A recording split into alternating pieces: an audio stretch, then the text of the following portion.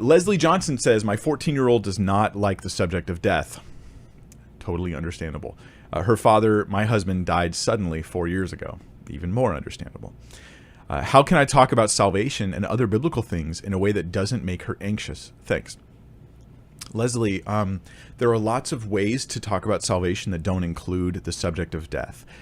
Especially, we have to be especially sensitive with kids who certain topics just freak them out and they're not ready for them. And so we need wisdom and understanding and caution in those things to not just say, like, here's my message, I'm going to give it to the, for instance, I don't think the Bible was written for children.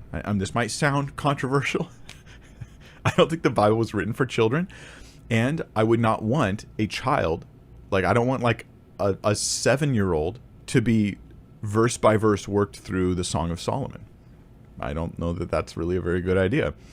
I do want young people to really understand Proverbs.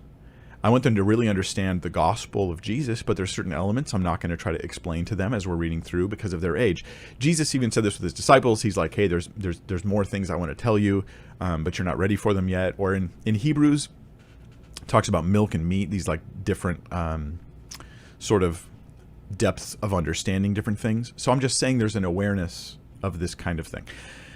That being said, you can talk to her about,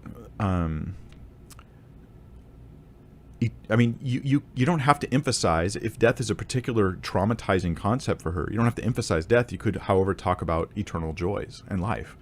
You could talk about it from the positive angle of Jesus overcoming those things. You could also discuss the nature of our current relationship with God, that we all have sinned, right? We all have failed, but Jesus, he brings a solution.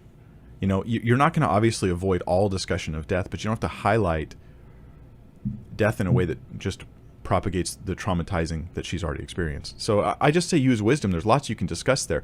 God giving his Holy Spirit, having a relationship with God, knowing God, abiding in the vine. These are all wonderful things to discuss that, might be sensitive to where she's at.